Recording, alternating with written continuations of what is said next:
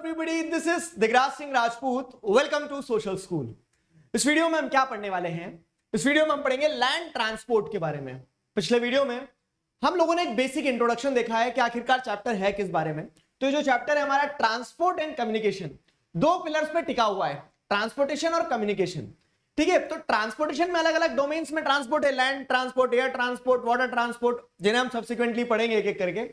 तो बेसिकली यहां पे आपको जो पढ़ना है वो ये है कि लैंड ट्रांसपोर्ट पूरा मैं आपको लैंड ट्रांसपोर्ट में क्या क्या जैसे रेलवेज हैं और ये सारा सब कुछ पढ़ेंगे जो आपने बुक 1 में पढ़ा था. ठीक है, human geography, fundamentals of human geography में, उसी से बहुत कुछ सिमिलर है ये आपका चैप्टर. ठीक है, इनफैक्ट कहेंगे वैसा का वैसे, ये सारे डोमेन्स वैसे हैं, बस ये आपको इंडियन कंटेक्स्ट में चीजें समझाते चल रहा है. वहां पे आपने वर्ल्ड के कंटेक्स्ट में आपने अलग अलग डोमेन्स ऑफ ट्रांसपोर्ट जो है वो पढ़ा था. ठीक, चलो तो land transport, the pathways and unmetalled road have been used for transportation in India since ancient times. ठीक है, तो एंशिएंट टाइम से आपको क्या देखने को मिल रहा है, जो पाथवेज है. कैसे है? पाथवेज एंड अनमेटल रोड्स, मतलब क्या है कि अनमेटल रोड, कच्चा रोड जो है, तो जमीन के रास्ते हमारी कनेक्टिविटी बहुत पुरानी रही है. जब हम पत्ते वत्ते लगा के घुमा करते थे, जब आदि मानव थे, उसी काल से आप देख रहे हो, तो जमीन के रास्ते तो हम एक जगह से दूसरी जगह मूव हो ही रहे हैं ना, वो चीज. With the economic and technological development, metalled roads and railways were developed to move large volume of goods and people from one place to another. फिर क्या होता है, लेकिन स्लोली ग्रेजुअली, जिस तरह से क्या होता है, स्लोली और ग्रेजुअली जिस तरह से इकोनॉमिक और टेक्नोलॉजिकल डेवलपमेंट होता है, तो मेटल्ड रोड और रेलवेज वगैरह डेवलप होते हैं, जिससे क्या होता है, लार्ज अमाउंट में आपको गुड्स का मूवमेंट देखने को मिल जाता है. ट्रांसपोर्टेशन स्पेसिफिकली लैंड ट्रांसपोर्ट और थोड़ा सा आसान हो जाता है. तो ये डेवलपमेंट बता रहे ग्रेजुअली. फिर आज क्या देखोगे, आज आप लैंड ट्रांसपोर्टेशन में सिर्फ जमीन के रास्ते, रेलवेज और रोडवेज ही नहीं है, रोपवेज हो गया, केबल वेज हो गया, पाइपलाइंस हो गया, ये सब भी किस में आने लगेगा, ये सब भी आपको लैंड ट्रांसपोर्टेशन में देखने को मिलेगा. ये हमने फंडामेंटल्स ऑफ ह्यूमन ज्योग्राफी वाली बुक में भी पढ़ा था. ठीक, तो they were devised to cater to the demands of transporting specific goods under special circumstances. ये कहानी रही है. ठीक है, दिस इज द स्टोरी. तो बेसिकली अब इसी को हम आगे कंटिन्यू करेंगे कि लैंड ट्रांसपोर्टेशन का आपने इवोल्यूशन देखा, किस तरह से प्राचीन काल से धीरे धीरे लैंड ट्रांसपोर्टेशन इवॉल्व हुआ है. वो अब लैंड ट्रांसपोर्टेशन में आप देखेंगे तो लैंड ट्रांसपोर्टेशन में जो रोडवेज है, मैंने अलग अलग बहुत सारी कैटेगरीज है. लैंड ट्रांसपोर्टेशन में आप रेलवेज भी पढ़ते हो, रेलवेज पाइपलाइन भी पढ़ते हो, तो ये अलग टॉपिक्स में पढ़ेंगे हम. ठीक है, तो रोडवेज का पूरा क्लासिफिकेशन आपको समझाता हूं मैं. उससे पहले इंपॉर्टेंट चीज है कि टेलीग्राम चैनल के लिंक आपको डिस्क्रिप्शन में दिए. टेलीग्राम चैनल जरूर से ज्वाइन कीजिए, जहां आपको सारे अपडेट्स मिलते रहेंगे, कब कौन सा सेशन आने वाला है. साथ ही साथ अनअकैडमी ऐप भी डाउनलोड कीजिए, जहां पर आपको बहुत सारे ढेरों एक्साइटिंग फीचर्स मिल जाएंगे, जिन्हें आप एक्सप्लोर कर सकते हैं using the code DIGRAJ Digraj. ठीक है, you can attend special classes, download notes and all such things. ठीक है, क्लियर हुआ? चलिए अब आगे बढ़ते हैं. Road transport. तो India has one of the second largest road network in the world with a total length of 62.16 lakh kilometre. ठीक है, तो क्या है यहां पे आपको देखने को मिल रहा है, second largest road network in the world India में आपको देखने को मिल जाएगा. About 85% of passengers and 70% of freight tariffs are carried by roads every year. ठीक है, तो अगर हम बात करें किस चीज की कि कितना ट्रैफिक कहां से जाता है, तो यहां पे वो बता रहा है पैसेंजर्स की अगर बात करो तो जमीन के रास्ते 85% पैसेंजर, क्योंकि देखो पानी के रास्ते तो ज्यादा जाएंगे नहीं, और दूसरी चीज हवा के रास्ते बहुत कम लोग ट्रैवल करते हैं. तो 85% of passenger and 70% of freight traffic. ठीक है, फ्रेट ट्रैफिक मतलब क्या है कि जो सामान जा रहा है, तो वो 70% सामान की बात करें तो इतना वॉल्यूम जो है वो रोड ट्रांसपोर्टेशन के थ्रू जाता है हर साल. ठीक है, out of the total volume of passenger and कह सकते हैं फ्रेट ट्रैफिक. फाइन. अगली चीज क्या है, road transport is relatively suitable for shorter distance travel. Long distance के लिए चलो हमें क्या समझ में आ रहा है, रेलवेज हो गया, एयरवेज हो गया, लेकिन शॉर्ट डिस्टेंस के लिए ये सबसे ज्यादा सुटेबल है. क्या सबसे ज्यादा सुटेबल है? लैंड ट्रांसपोर्ट सबसे ज्यादा सुटेबल है. क्यों? क्योंकि तुरंत गाड़ी में बैठे अपने गाड़ी वहां जहां पहुंचना है वहां छोटे डिस्टेंस पे पहुंच गया. ठीक, वो एडवांटेज है. Road transport in modern sense was very limited in India before the world war 2. World war 2 के पहले तक रोड ट्रांसपोर्टेशन उतना डेवलप नहीं था, उतने रोडवेज भी नहीं थे, उतने रेलवेज भी नहीं थे. लेकिन ठीक है, लेकिन क्या होता है, ग्रेजुअली आपको देखने को मिलता है कि जो इंडियन गवर्नमेंट इंडिपेंडेंस के बाद में स्पेसिफिकली फॉर श्योर कंट्री के डेवलपमेंट के लिए काम करेगी, लेकिन ब्रिटिश टाइम पीरियड से ही क्या होने लगे थे, ब्रिटिश टाइम पीरियड से ही हाथ पैर सरकने लगे थे कि हाँ रोड ट्रांसपोर्टेशन पे फोकस किया जाए. तो the first serious attempt was made in 1943 under the Nagpur plan. ये नागपुर प्लान क्या है, तो ब्रिटिश टाइम पीरियड में ही नागपुर प्लान ड्रॉ आउट किया गया था, जिसमें बात की गई थी क्या कि रोड डेवलपमेंट होना चाहिए पूरी कंट्री में, लेकिन उस समय पे नागपुर प्लान फेल हो गया था. क्यों? क्योंकि this plan could not be implemented due to the lack of coordination among princely states and British India. British India बनाना चाह रही थी, प्रिंसली स्टेट्स, मेरी टेरिटरी से नहीं निकलेगा, मेरी टेरिटरी से इतना निकलेगा उतना निकलेगा, ये वो, ठीक है, शापा करवा दिया। तो उसके चलते क्या है कि नागपुर प्लान जो पहला सीरियस अटेम्प्ट था to develop the land transportation got failed over there, ठीक है, एक फेल हो गया वहां पे। तो अब आपके मन में सवाल आया होगा फिर क्या हुआ सर, ठीक है, फिर क्या हुआ यहां, मतलब सब सत्यानाश तो ऐसा नहीं है, उसके बाद भी लेकिन प्रयास मतलब जारी रखा, हार नहीं मानी। तो आफ्टर इंडिपेंडेंस 20 ईयर प्लान 1961 में 20 ईयर प्लान लाए, ठीक है, ये प्लान इंट्रोड्यूस किया गया था ताकि कंट्री के अंदर क्या है, रोड नेटवर्क्स को इंप्रूव किया सके, इन सारी सिचुएशंस को इंप्रूव किया जा सके। However, road continue to concentrate in and around urban centres, ठीक है, लेकिन क्या होता है ग्रेजुअली आपको देखने को मिलेगा तो रोड्स जो है तो they continue to concentrate around however road continue to concentrate in and around urban centers। लेकिन क्या हुआ कि 20 ईयर प्लान्स के थ्रू जो इनिशियल लेवल पे रोड डेवलपमेंट हो रहा था तो वो सिर्फ शहरों के आसपास ज्यादा लिमिटेड थे, ठीक है, गांव तक रोड्स की कनेक्टिविटी नहीं हो पाई थी। फिर क्या होता है, rural and remote areas had least connectivity by the road at that time period. लेकिन आज आप देखोगे तो आज जो कंट्री का टोटल नेटवर्क है उसमें रूरल रोड्स वगैरह ये जो है अदर रोड्स की कैटेगरी में आ जाएंगे ना, ये बहुत ज्यादा आपको देखने को मिलेंगी, ठीक है, गांव गांव सड़क पहुंच गई अब, ठीक है। तो ये क्या है, ये रिलेटिवली आपको वो समझ में आता है कि यहाँ लैंड ट्रांसपोर्टेशन की effectiveness in connecting the remotest part of the country is very good, fine. अब आगे बढ़ते हैं अगर, तो यहाँ पे वो बताया गया है कि जैसे एक बीच में डिटेल है, इन जनरल डिटेल है, जस्ट फॉर नॉलेज, ठीक है, इस पे क्वेश्चन अगर आता है तो वो भी समझ लो कि रोड ट्रांसपोर्टेशन की जो बात करें ना तो उसको आज ऐसा नहीं कि इंडियन गवर्नमेंट ने सोचना चालू किया, उसके पहले से बहुत पुराने टाइम पीरियड से रोड ट्रांसपोर्टेशन पे फोकस किया जा रहा है। जैसे शेरशाह सूरी के टाइम पीरियड में, आज आपको शेरशाह सूरी मार्ग के नाम से आपने सुना होगा, ग्रैंड ट्रंक रोड के बारे में आपने सुना होगा। तो शेरशाह सूरी कौन है, तो हुमायूं की पिटाई लगा दी थी और उस समय पे एक समय तक कंट्री पे जो रूल किया था बीच का एक टाइम पीरियड, तो वो शेरशाह सूरी थे, ठीक है। तो शेरशाह सूरी ने बिल्ट दी शाही royal road to strengthen and consolidate his empire from Indus valley to the Sonar village in Bangla, ठीक है, तो हमारा सोनार बांग्ला। तो यहाँ पे जैसे अगर आप देखोगे तो ये पूरा एरिया शेरशाह सूरी के पास में था कंट्री का, ठीक है, पूरा एरिया। तो उन्होंने अपने यहाँ से आप जैसे देखोगे ना तो इंडस वैली से कनेक्टिविटी डेवलप करते हुए अपने सोनार वैली बांग्लादेश तक इतने पूरे एम्पायर था, पूरे एम्पायर को कंसोलिडेट करने के लिए इस रोड डेवलपमेंट पे फोकस किया, ठीक है। ये जो रोड डेवलपमेंट पे फोकस किया इसका नाम क्या था, शेरशाह सूरी मार्ग, ठीक है, ये शेरशाह सूरी मार्ग बनाया था, ठीक।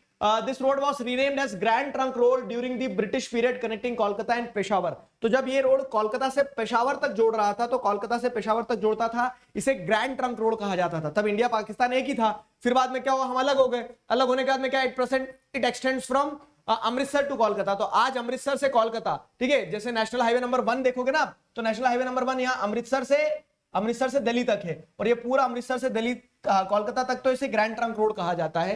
अब वो ग्रैंड ट्रंक रोड को अलग अलग टुकड़ों में, जीटी रोड को अलग अलग टुकड़ों में कहा जाता है, क्योंकि पहले पेशावर तक का कहा जाता था, फिर अब क्या है आप देखोगे तो अमृतसर से कोलकाता तक का कहा जाता है। शेरशाह सूरी मार्ग भी उसी को कह लेते उसके एक पार्ट को। तो इस तरह से अलग अलग नामों से जाना जाता है। बाकी बेसिकली आपको इसका एक आइडिया लग गया। तो its bifurcation into two segments, two segment ये वही बाइफर्केटेड है। क्या, नेशनल हाईवे नंबर 1 जो है दिल्ली से अमृतसर, नेशनल हाईवे नंबर 2 जो है दिल्ली टू कोलकाता, ठीक है, और पूरा मिलके ग्रैंड ट्रंक रोड कहला जाता है, शेरशाह सूरी मार्ग कह देते हैं, ठीक है। So this was some basic detail about कह सकते हैं शेरशाह सूरी मार्ग, ग्रैंड ट्रंक रोड, या फिर national highway number 1, national highway number 2, जैसा आपको कहना चाहो, ठीक है। चलो आगे बढ़ते हैं। तो for the purpose of construction and maintenance roads are classified as national highway, state highway, major district roads, rural roads and other roads. क्या हो रहा है बेसिकली, अब आपको ध्यान आएगा एक चीज, कुछ बच्चे हैं मुझे पता है जो 10th में मेरे से पढ़े हैं, ठीक है, तो याद करो कुछ ऐसे, कुछ आपने वहां पे भी पढ़ा था रोडवेज में। कहां पे आपका एक चैप्टर हुआ करता था ट्रांसपोर्ट कम्युनिकेशन वाला, लाइफलाइंस ऑफ नेशनल इकोनॉमी, ठीक है। तो वो चैप्टर का बेसिक यहाँ पे पूरा का पूरा ढांचा उठा के दे दिया है, उसे समझते चलो, बहुत आसान है। तो आप क्या देख रहे हैं, कंस्ट्रक्शन और मेंटेनेंस के हिसाब से कौन मेंटेन कर रहा है, कहां उसकी कनेक्टिविटी है, कैसे कंस्ट्रक्ट किया जा रहा है, किसके द्वारा कंस्ट्रक्ट किया जा रहा है, इस हिसाब से रोड्स को अलग अलग कैटेगरीज में क्लासिफाई किया जा सकता है। और वो अलग अलग कैटेगरीज कौन कौन सी है, पहली category, the main roads which are constructed and maintained by the central government are known as the national highways, ठीक है, हाईवे। तो यहां पे आपको क्या, जो सेंट्रल गवर्नमेंट के द्वारा मेन रोड्स कंस्ट्रक्ट किए जाते हैं, मेंटेन किए जाते हैं, वो नेशनल हाईवेज कहलाते हैं। These roads are meant for inter state transportation, अलग अलग स्टेट्स को जोड़ते हैं, movement of defence man and material in strategic areas. National highways country की पूरी कंट्री को एक तरह से जाल की तरह घेरे हुए, कनेक्टिविटी बेहतरीन डेवलप करी है नेशनल हाईवेज ने, ठीक है। So these also connect the state capital, major cities, important ports, railway junctions etcetera, ठीक है, मेजर कनेक्टिविटी है यहाँ पे। तो एज सच देखो, आई एम एक्सपेक्टिंग आप क्लास 12th में अब आपको हर बेसिक चीज को उतना नहीं बताना पड़ेगा, तो जो जो इंपॉर्टेंट है मैं वहां पे रुक के आपको अच्छे से समय दूंगा, क्योंकि these are the things which you are doing on the repetitive basis. Book 1 में पढ़ लिया, क्लास 10th में पढ़ लिया, जहां ऐसा होता है, जहां डाउट लग सकता है, वहां मैं बहुत इत्मीनान से समय देकर आपको समझाऊंगा, ठीक है।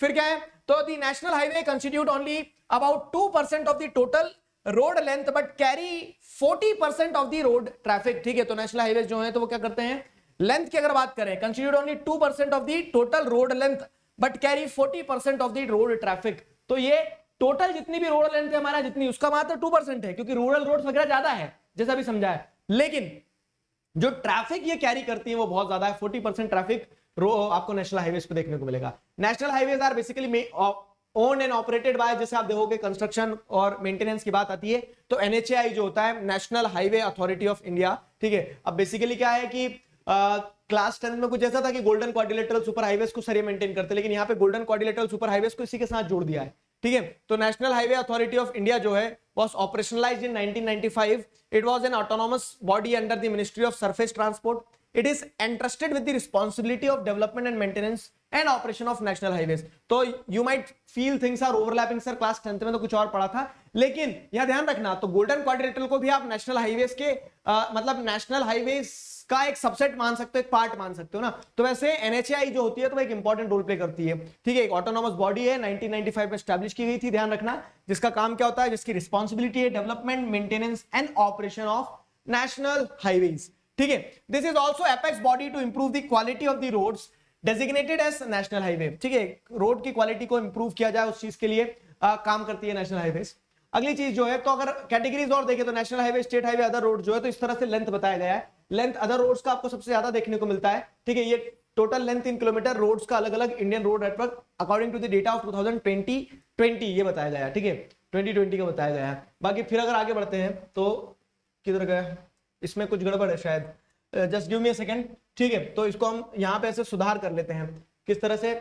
लाओ मैं आपको आज एक चीज सिखाता हूँ, गूगल स्लाइड्स पे काम करना, ठीक है। ट्रांजिशन ऐड कर देंगे तो फिर वो उस तरह से हमें आ जाएगा समझ में, फाइन। तो नेशनल हाईवेज की अगर बात करें, नेशनल हाईवेज में बेसिकली आपको लेंथ समझ में आ गया कि कितना कहां पे कैसा स्प्रेड है उसका। बाकी उसके अंदर नेशनल हाईवे डेवलपमेंट प्रोजेक्ट जो है, एनएचएआई जो है, तो एनएचएआई क्या करता है, एनएचएआई आपको दो तरह से आपको देखने को मिलेगा कि दो तरह के और नेशनल हाईवेज के अंदर नेटवर्क्स हैं, ठीक है। नेशनल हाईवे डेवलपमेंट प्रोजेक्ट्स में एक है गोल्डन क्वाड्रिलेटरल जो बनाया गया है, और दूसरा जो है north south and east west corridor है। तो ये नॉर्थ साउथ और ईस्ट वेस्ट कॉरिडोर क्या है, गोल्डन क्वाड्रिलेटरल क्या है, वो मैं आपको समझाता हूं। तो इट कंप्राइजेस, गोल्डन क्वाड्रिलेटरल की बात करें तो गोल्डन क्वाड्रिलेटरल में क्या है, it comprises construction of 5846 kilometre, four lane या फिर 6 लेन, मतलब या तो 4 लेन में या फिर 6 लेन में आपको देखने को मिलेगा, ठीक है। High density traffic corridor to connect India 4 big metro cities Delhi, Mumbai, Chennai, Kolkata. With the construction of Golden Quadrilateral, the time, distance, and the cost of movement among the mega cities of India will be considerably minimized. ठीक है। तो national highway development projects में आपको दो तरह के projects देखने को मिलेंगे। गोल्डन क्वाड्रिलेटरल जिसका काम क्या है, बेसिकली ये जो 4 आपकी मेगा सिटीज है, कोलकाता, दिल्ली, ठीक है, मुंबई, इधर, ठीक है, कोलकाता, दिल्ली, मुंबई, मुंबई के अंदर चेन्नई, तो ये चारों के बीच में आपस में ऐसी कनेक्टिविटी गोल्डन क्वाड्रिलेटरल से डेवलप हुई है। ऑब्जेक्टिव सिंपल सा है कि कॉस्ट और टाइम दोनों ही चीजें मेगा सिटीज के बीच में ये कम कर देगा, ठीक है। वैसे ही क्या है, आपको गोल्डन क्वाड्रिलेटरल सुपर हाईवे जो है, इसी में नॉर्थ साउथ और ईस्ट वेस्ट कॉरिडोर दो और देखने को मिलेंगे। नॉर्थ साउथ समझ में आ गया नाम से कि कहां से कहां चल रहा है, श्रीनगर से लगा के कन्याकुमारी तक ये नॉर्थ साउथ कॉरिडोर हो गया, मतलब ऐसे जाता है मेजर सिटीज को कवर करते हुए ये, ठीक है। नॉर्थ साउथ कॉरिडोर हो गया आपका, और ईस्ट वेस्ट पोरबंदर गुजरात से लगा के कहां तक, सिलचर आसाम तक, ठीक है। तो ये ईस्ट वेस्ट कॉरिडोर हो गया। ऐसे दो कॉरिडोर आपको और देखने को मिल जाएंगे नेशनल हाईवे डेवलपमेंट प्रोजेक्ट्स में। तो north south corridor aims at connecting Srinagar in Jammu and Kashmir with Kanyakumari in Tamil Nadu, including Kochi Salem सर्व, ठीक है, विद 4076 किलोमीटर लॉन्ग रोड।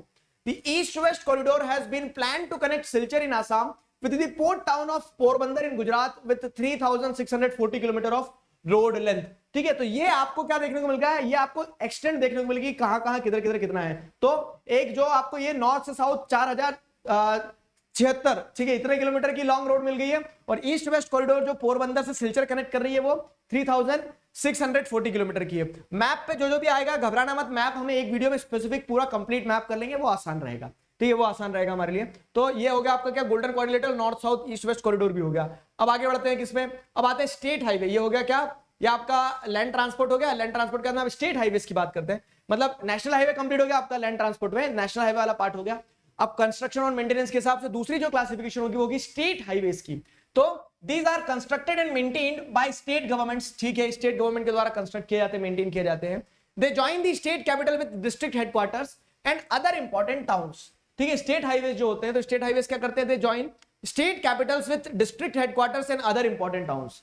ये पॉइंट समझ में आ रहा है कि स्टेट की कैपिटल जो भी रहती है उसको अलग अलग जो डिस्ट्रिक्ट है उनके साथ कनेक्टिविटी डेवलप करवाने में स्टेट हाईवेज का एक इंपॉर्टेंट रोल होता है। These roads are connected to the national highways, national highways से भी जुड़े रहते हैं roads. These constitute 4% of total road length in the country, ठीक है। टोटल रोड लेंथ जो है कंट्री में उसका 4% जो है आपको स्टेट हाईवेज में देखने को मिल जाएगा। ट्रैफिक इस पे भी ज्यादा रहता है। और फाइन, डिस्ट्रिक्ट रोड्स की अगर बात करें तो these roads are connecting link between district headquarters and the other important nodes in the district. आपको एक थंब रूल याद रखना है, लैंड ट्रांसपोर्टेशन में कंस्ट्रक्शन और मेंटेनेंस के हिसाब से नेशनल हाईवेज हो गए, स्टेट हाईवेज हो गए, डिस्ट्रिक्ट रोड्स हो गए, अदर रोड्स हो जाएंगे, रूरल रोड्स हो जाएंगे। बाकी इनमें कहां क्या ध्यान रखना है, तो आपको एक थंब रूल ये ध्यान रखना है कि कहां कनेक्टिविटी है। गोल्डन क्वाड्रिलेटरल का आपको पता है, नॉर्थ साउथ कॉरिडोर का आपका पता है, ठीक है, ईस्ट वेस्ट कॉरिडोर का आपको कनेक्टिविटी पता है और कौन मेंटेन करता है, ठीक है। तो उसकी कनेक्टिविटी वो थी, एनएचएआई जो है मेंटेनेंस का सारा काम संभाल रहा है। स्टेट हाईवेज की बात करें तो स्टेट हाईवेज में जैसे आप देखें कनेक्टिविटी क्या है, स्टेट कैपिटल डिस्ट्रिक्ट हेडक्वार्टर्स को, ठीक है, नेशनल हाईवेज से जोड़ के रखता है और ये मेंटेन कौन करती है, स्टेट गवर्नमेंट, ठीक है। वैसे डिस्ट्रिक्ट रोड्स की अगर बात करें तो डिस्ट्रिक्ट रोड्स जो है तो कनेक्टिविटी डिस्ट्रिक्ट हेडक्वार्टर से दूसरे अलग अलग डिस्ट्रिक्ट के जो इंपॉर्टेंट सिटीज हैं उनको कनेक्ट करता है। मेंटेन कौन करता है, तो इन्हें जिला परिषद वगैरह डिस्ट्रिक्ट लेवल पे मेंटेनेंस होता है इनका, ठीक है। They account for 14% of the total road length of the country. Total road length जो है कंट्री की उसका 14% आपको डिस्ट्रिक्ट रोड्स के फॉर्म में देखने को मिल जाएगा, जो डिस्ट्रिक्ट के हेडक्वार्टर को अलग अलग जगह से जोड़ते हैं।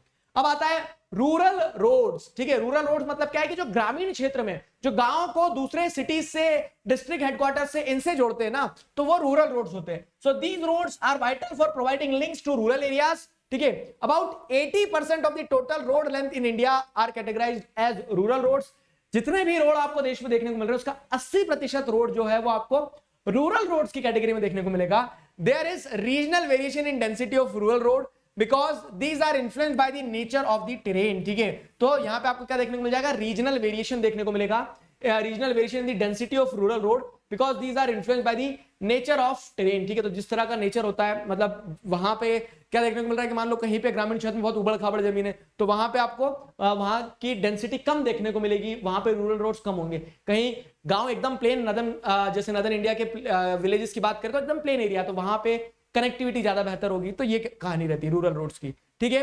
रूरल रोड्स के बाद में एक और कैटेगरी जो आएगी लैंड ट्रांसपोर्ट में, वो आएगी अदर रोड्स की। अब अदर रोड्स में कौन से सर, सब तो हो गए गांव के, डिस्ट्रिक्ट के, स्टेट के, नेशनल हाईवेज, गोल्डन क्वाड्रिलेटरल। अभी एक और बचा है, तो जो बॉर्डरिंग एरियाज है ना, तो बॉर्डरिंग एरियाज में क्या होता है, तो other roads include border roads and the international highways, ठीक है। तो इंटरनेशनल हाईवे जो बॉर्डर पे रहते हैं वही सिंपल सी चीज है, ये बॉर्डर रोड्स कहलाते हैं, ये अदर रोड्स की कैटेगरी में आ जाते हैं। अब ये क्या है, ये सेंसिटिव भी बहुत है, क्यों, क्योंकि वो आ जाते हैं यहाँ से आतंकवादी घुस के, ठीक है। और दूसरी चीज क्या है कि अधिकतर आप बॉर्डरिंग एरियाज देखोगे तो जैसे आप चले जाओ चाइना और नेपाल और भूटान, इनके साथ जो इंडिया की बॉर्डर है, टफ टेरेन होता है बहुत ज्यादा, ठीक है, बहुत ज्यादा टफ टेरेन होता है। तो उसके चलते क्या है, ये एक बड़ा वो रहता है क्वेश्चन, क्या क्वेश्चन रहता है कि यहाँ पे रोड्स कैसे कंस्ट्रक्ट होंगे, क्या होंगे।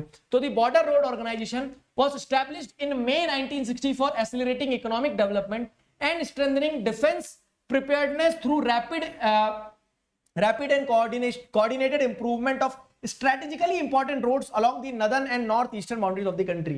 Basically ये बॉर्डर रोड्स की सिग्निफिकेंस मैंने आपको बता दी, बहुत इंपॉर्टेंट रहते हैं। तो इसे कंस्ट्रक्ट मेंटेन करने के लिए एक स्पेसिफिक बॉर्डर रोड ऑर्गेनाइजेशन को स्टैब्लिश किया गया था 1960 में।